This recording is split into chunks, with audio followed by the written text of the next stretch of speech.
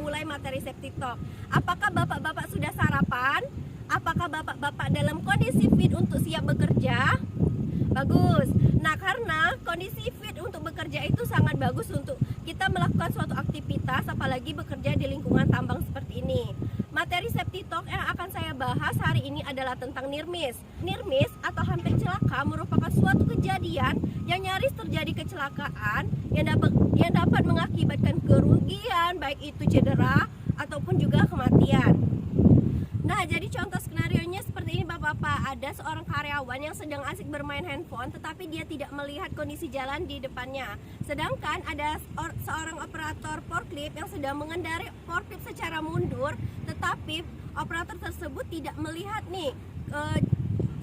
kaca spion, sehingga hampir terjadinya kecelakaan. Yang dilakukan operator forklift supaya tidak terjadi kecelakaan adalah mengerem forklift tersebut secara kuat. Near miss itu adalah hampir celaka, di mana jika near miss itu terjadi secara berulang maka akan terjadinya suatu kecelakaan.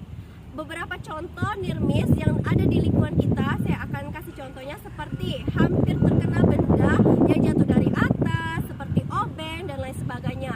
Yang kedua, hampir terjatuh karena lantai yang licin. Yang ketiga, hampir terjatuh dari tangga. Yang keempat, hampir tertabrak forklift dan lain sebagainya. Nah, siapa nih yang tahu tentang piramida kecelakaan?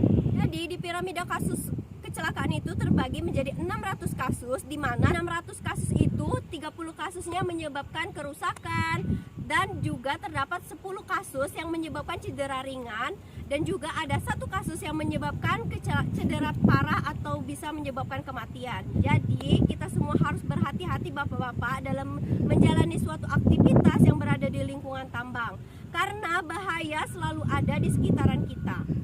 Bekerja boleh giat, tapi keselamatan dan kesehatan kerja harus tetap dijaga. Salam safety.